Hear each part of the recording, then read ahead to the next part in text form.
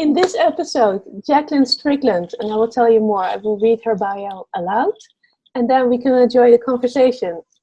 Jacquelyn has been a licensed professional counselor since '93, having worked exclusively with highly sensitive people since 2000. She is one of the very first pioneers, with Elaine Aron, of what is now an international movement connecting HSPs around the world.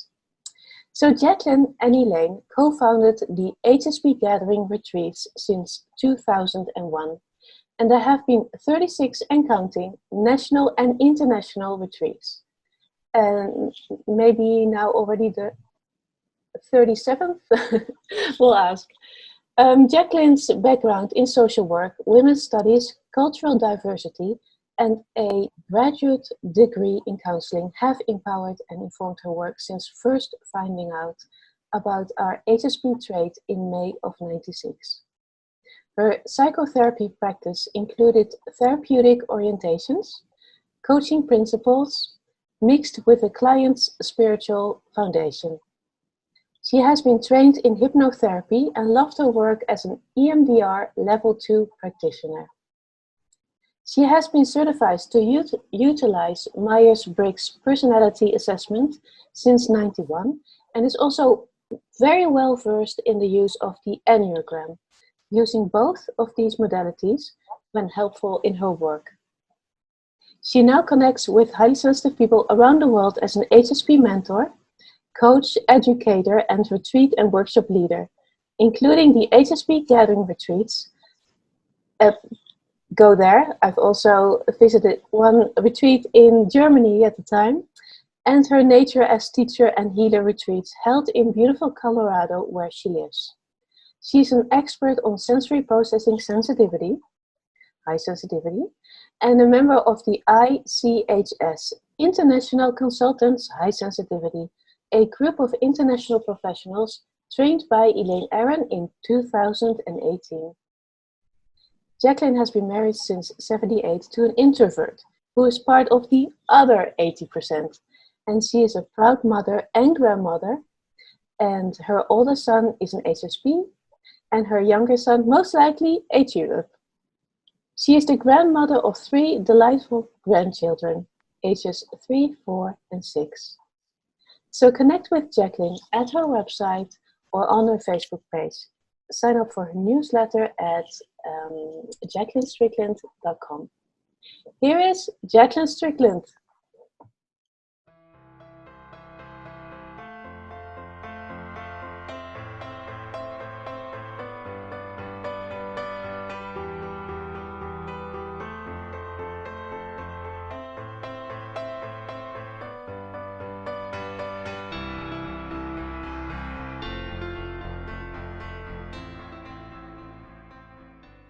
What a lovely introduction, Suzanne.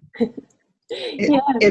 It brought back memories of how we met. I think it was in 2015, maybe in Germany at the I don't even know what retreat that was. Into the 30s, I think. Yes, so. I think the 29th in Dubegold. Yes. Okay. Great. Thanks. Yes, that was a lovely retreat, as I recall. Yes. So thank you very much for sending me your childhood picture, and a really lovely one. I also saw that picture during the retreat, I think. At the time, what calmed your soul? Yeah. I think there was a part of me that must have known I was in need of special care. And maybe it was because I got that, because in my growing up years, I didn't have a lot of material things. We didn't have a lot of extracurricular activities. So I would spend lots of time just laying out in my yard, looking at the clouds and thinking about all the world's problems or my family's problems, and dreaming of how I wish it could be. And what would soothe me the most, I think, was we had this mimosa tree, and I would climb to the top of this mimosa tree, and there were a three-pronged branch up there that fit my little body perfectly. And I would take these mimosa tree blossoms and it just would tickle my face. And I know it was just like sort of self-soothing.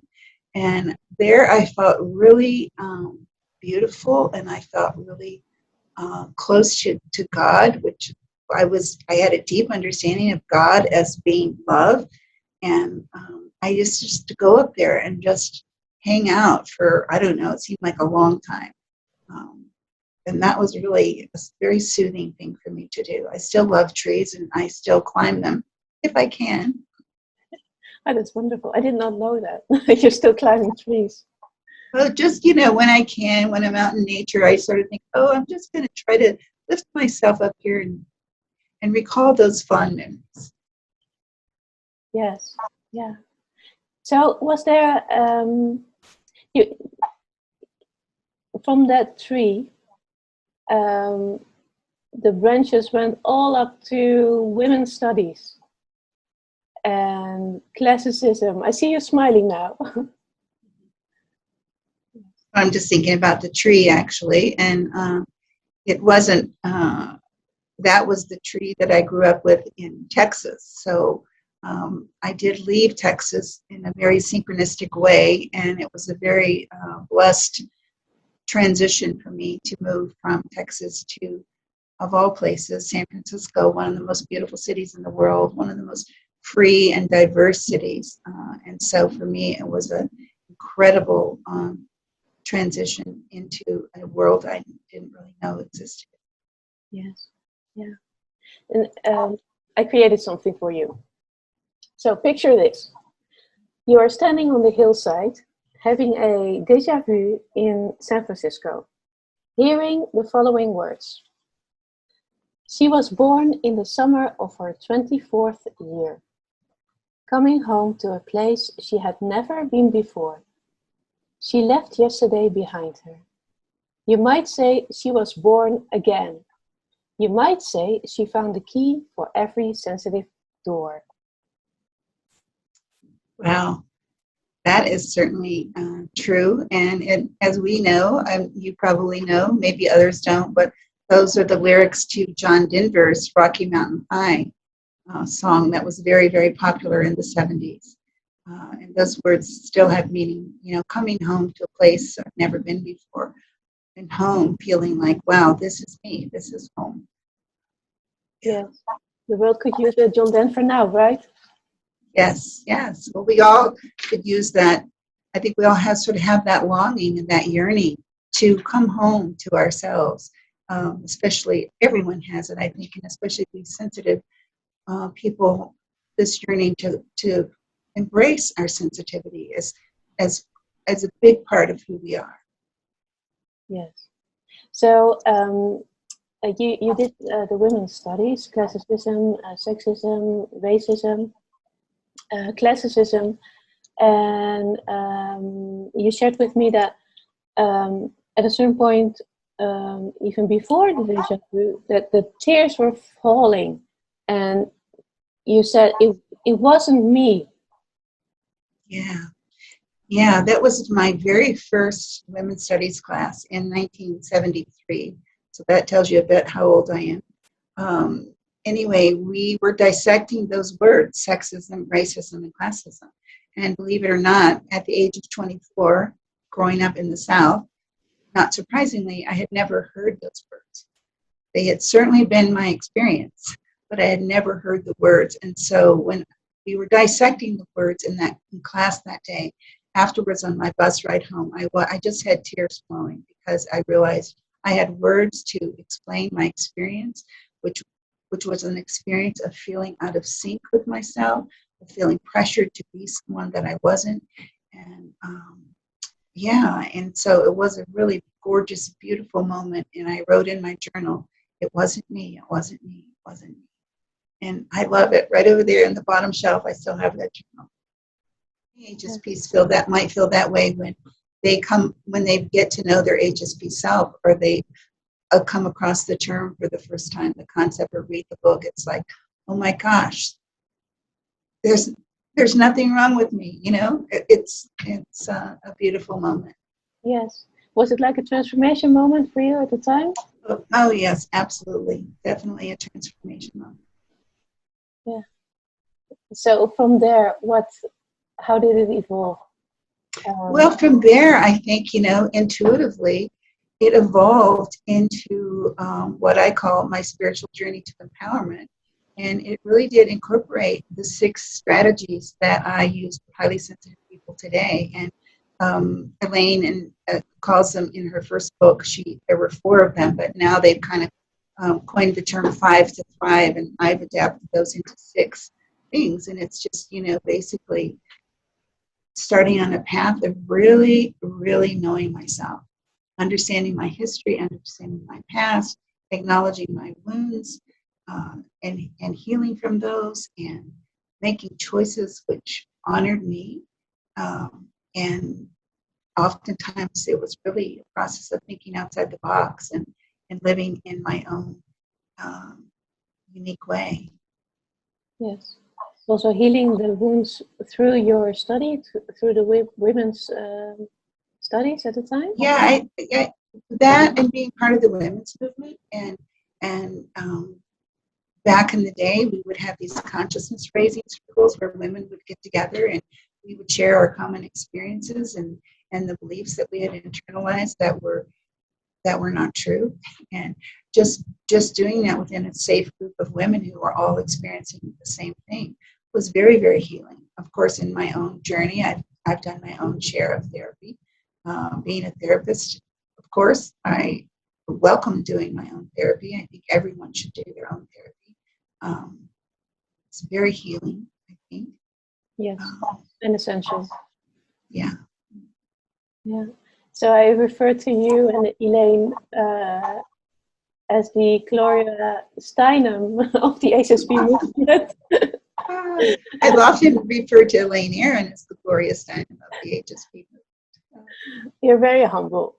So, yeah. Like I said, I think it was the second HSP gathering, probably in 2003. And Elaine and I were kind of like anxious about the next gathering or people coming and how it was going to turn out.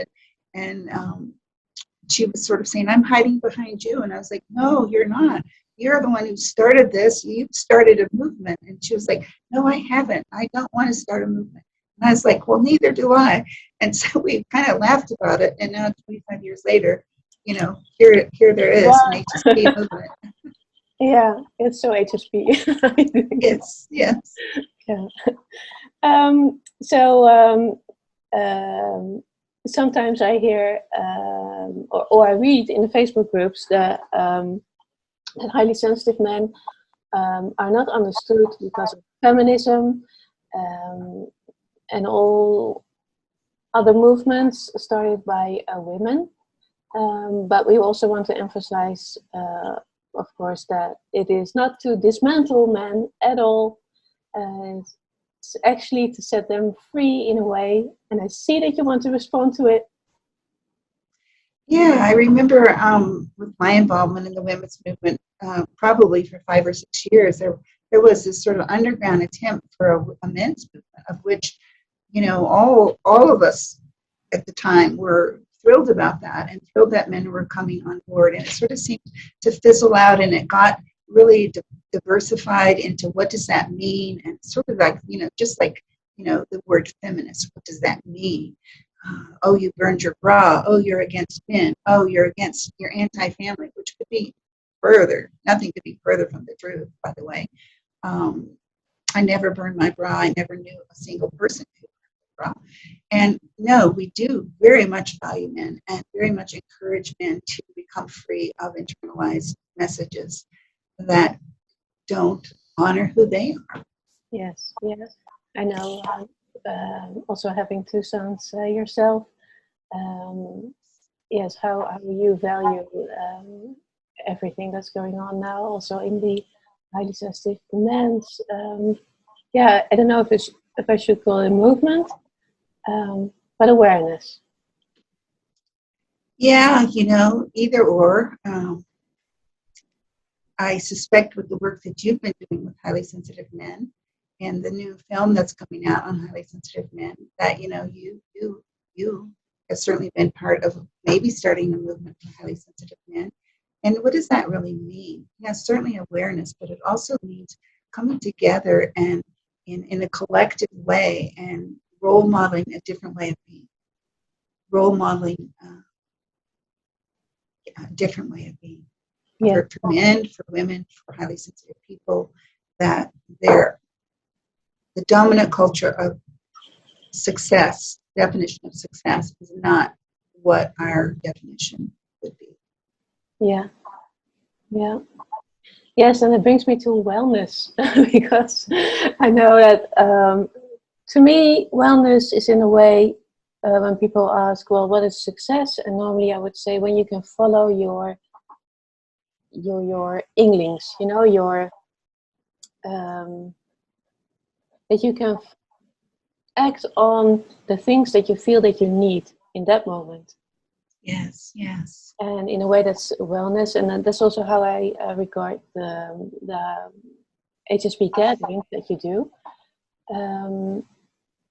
And I know that many HSPs within the gathering are finally able to share their voice in a different way, because there are other HSPs there, they're understood. For some it's the first time. Were there also times when you could not express your voice in the world? Yeah, those are, you've touched upon two guidelines or mottos for the gatherings. And one is focus on needs, not approval. And that's followed by trust the process, trust your process, even if you're feeling vulnerable or confused. Always asking, what is there for me to learn in this moment? And most importantly, what do I need in this moment? And I can, remember several times people coming up to me with tears welling in their eyes saying, I don't really know how to focus on needs. I don't really know what I need. And I'm saying, so welcome to the HSP Gathering Retreats, because you have 4 days to practice. Yeah. And 4 days to be in this beautiful, safe environment.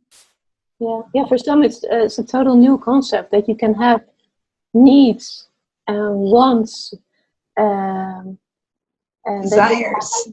Desires, yes, and that you can speak them aloud. You know. Yes. And it really does sort of surpass an idea of boundaries. You just sort of live it. You live being an HSP. You don't talk about it. You don't fret about it. You eventually get to this point. You don't fret about it, talk about it, study it. You just live it. And I know you're doing that when you are able to tune into each moment of your day and realize I love tuning into my body and listening to my body about, is it anxious? Is it, how's it feeling? And what do I need? And, sometimes even in the world of work, as I remember it, my world of work is much different than the corporate 9 to 5. But, certain times in my life, I've had to just go to the bathroom and sit there for 5 minutes and get myself recentered and say, okay, something just happened. My body, I'm not feeling full. I'm not feeling in integrity. And so what do I need? Even if I'm feeling confused, what do I need? And just taking that 5 minutes to close my eyes and tune in to a deeper part of myself really does serve as a guidepost for me to come back out and continue. Is that what you mean with authentic sensitive living? Yeah, I think exactly what I mean by authentic sensitive living. It's a day-to-day, moment-to-moment, which then becomes months and years. And it's the way we live our lives from an internal point of view. I call it interior listening versus exterior listening. And going into a group of people, not wondering, oh, am I going to fit in here? Are these people going to like me? How should I be in this event? It's going into a group with interior listening, saying, why am I here today? What am I hoping to get out of it? Will I like these people? Not will they like me, but, how will I take care of myself in this group? Yes. This meeting, whatever. Yeah, the truest, deepest path of yourself and responding.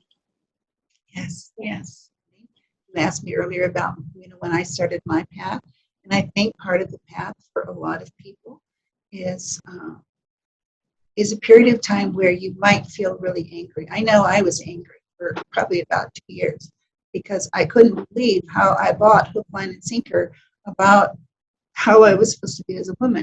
I was supposed to be pretty. I was supposed to be kind. I was supposed to be sweet. I was supposed to not have an opinion unless it was what was for dinner. And I was not to rock the boat. I was not to rock the status quo. And, I was pretty angry about that for about 2 years. And so I think anger is a normal reaction to getting on this path and to your authentic self.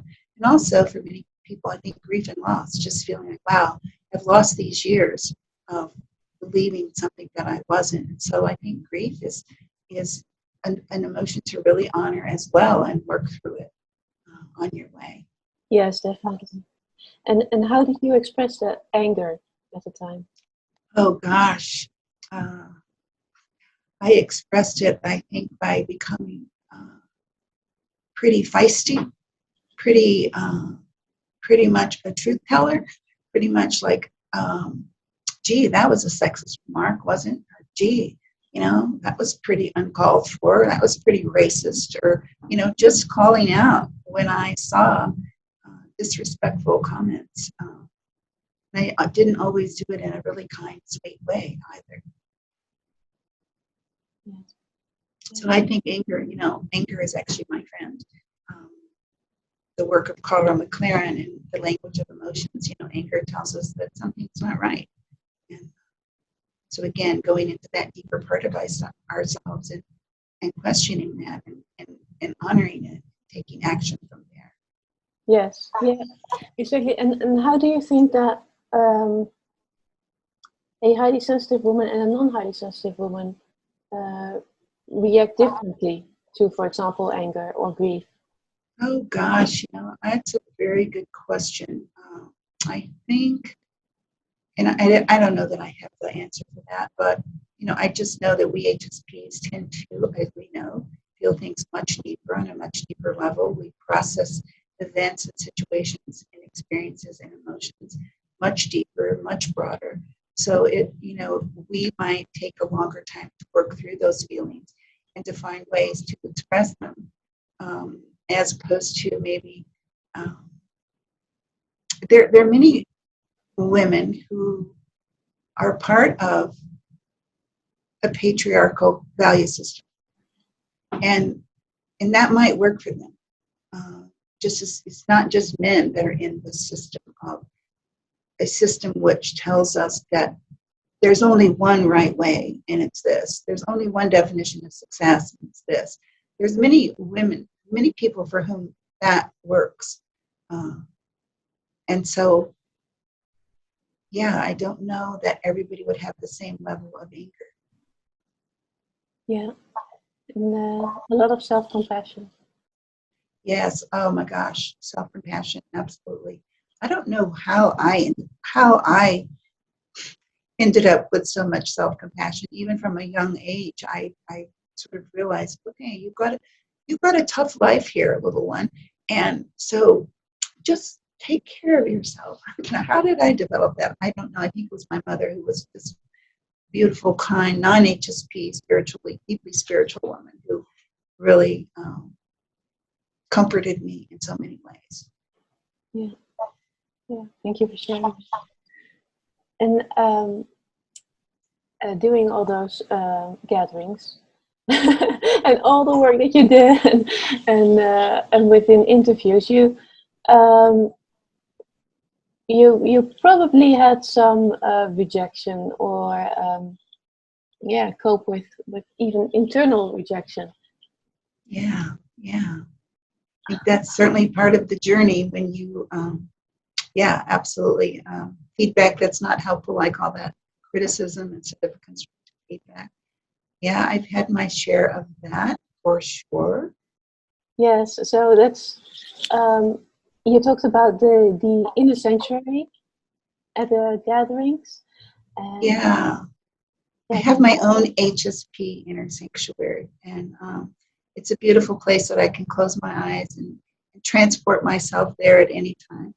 And it's where what I encourage HSPs to do every single day is, I have this metaphor of this castle, and there are these towers on the castle, and I encourage HSPs every day to get up on the top of the tower and look out into the world and anticipate what's coming my way, what challenges might I be facing. In general, is it overstimulation? Is it too much work, too many deadlines? Is it negative people? Is it, what is coming my way, so that I can sort of be anticipating possible challenges. But then most importantly, at the end of every day, I go into the inner sanctuary, HSP inner sanctuary, and I process the events of my day.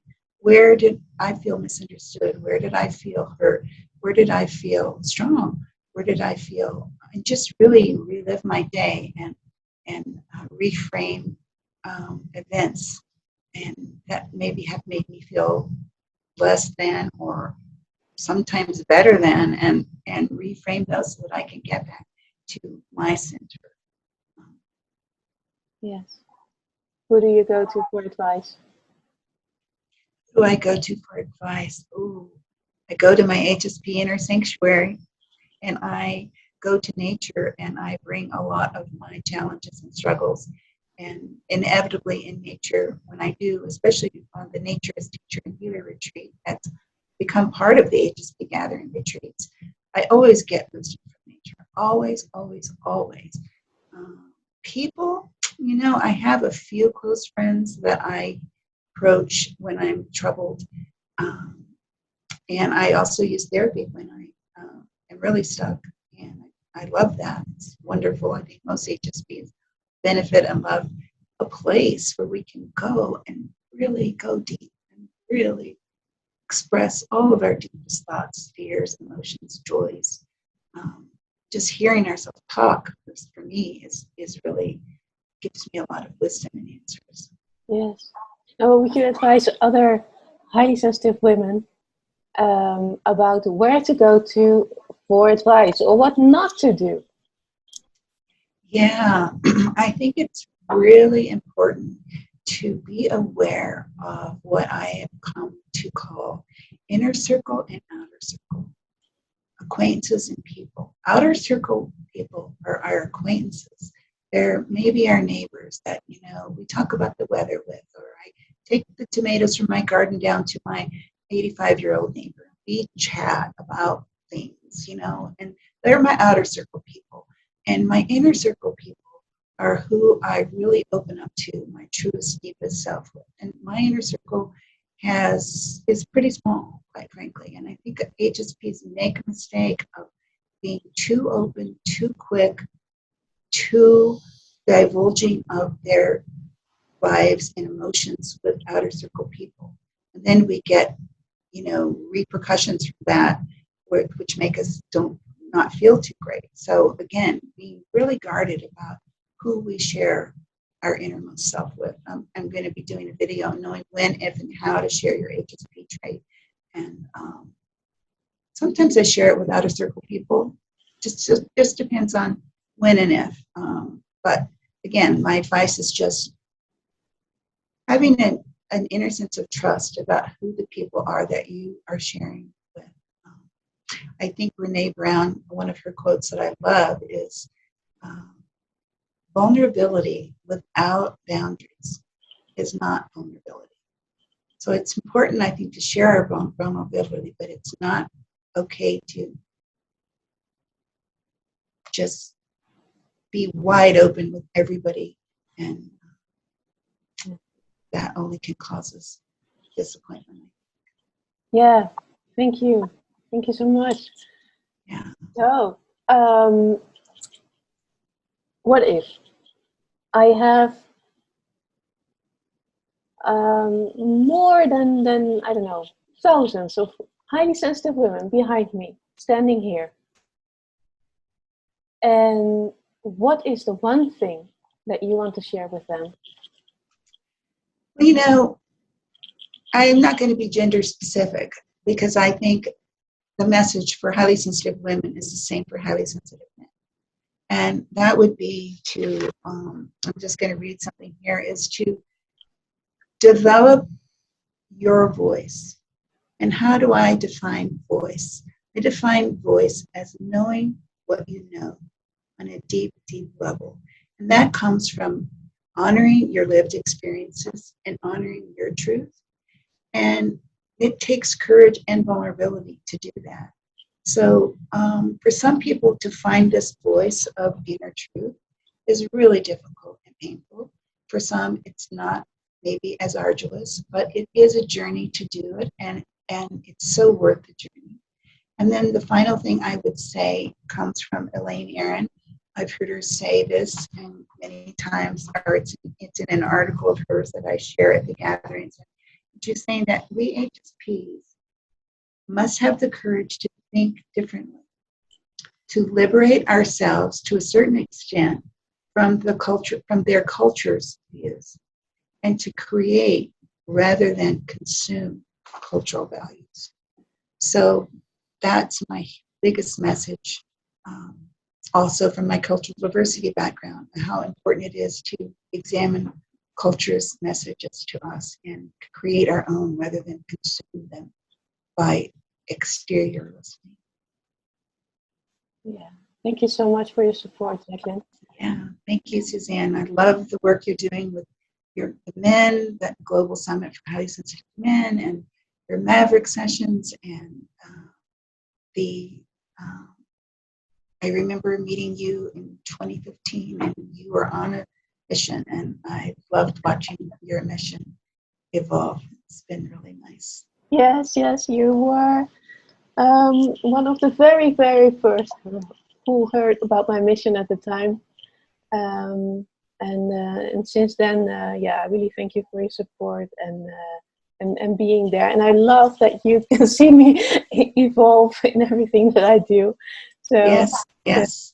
Thank you very much. Welcome to the journey. I'm with you on it, and it's really exciting. It's not always great, It's not always great.